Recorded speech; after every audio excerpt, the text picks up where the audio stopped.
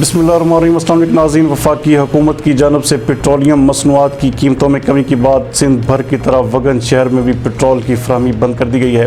ہمارے نمائندہ خصوصی علی گل مغیری کے مطابق جس کے باعث عوام کو انتہائی مشکلات کا سامنا کرنا پڑ رہا ہے، پیٹرول پمپ مالکان نے حکومت کے اعلان ہوا میں اڑا دیے، جبکہ پیٹرول کو بلیک میں فروخت کیا جا رہا ہے۔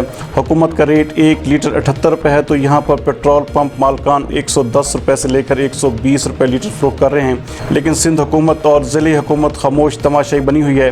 نہ ہی منافع خور پیٹرول پمپ مالکان کے خلاف کوئی کارروائی کی گئی، جبکہ عوام کو ریلیف فراہم کرنے کی بجائے عوام کے اوپر ہی مہنگائی کے بم گرائے جا رہے ہیں۔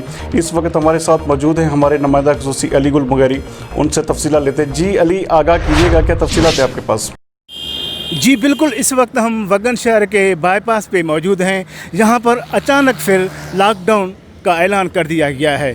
شہر کے سارے راستے جو ہیں پولیس انتظامیہ نے بند کیے ہیں۔ بائی پاس شہر کے جو خارجی اور داخلی راستے ہیں اس وقت پولیس موجود ہیں۔ تاہم ہم نے پولیس کے بڑے جو آفیسر ہیں یہاں پہ انچارج ہیں، میں نے ان سے بات کیا کہ اچانک یہ جو لاک ڈاؤن کس سلسلے سے، اس کا یہ جواب دیا میڈیا کو۔ اس نے یہ بتایا کہ یہ بڑھتی ہوئی کرونا کی وائرس کی وجہ سے یہ لاک ڈاؤن کیا گیا ہے۔ تاہم اس وقت شہر کے جو پیٹرول پمپ ہیں وہ بھی سیل کیے گئے ہیں، لوگوں کو بہت سی مشکل کا سامنا کرنا پڑتا ہے۔ علی گل مغیری، BBC 11 ہیڈ لائن نیوز، وگن۔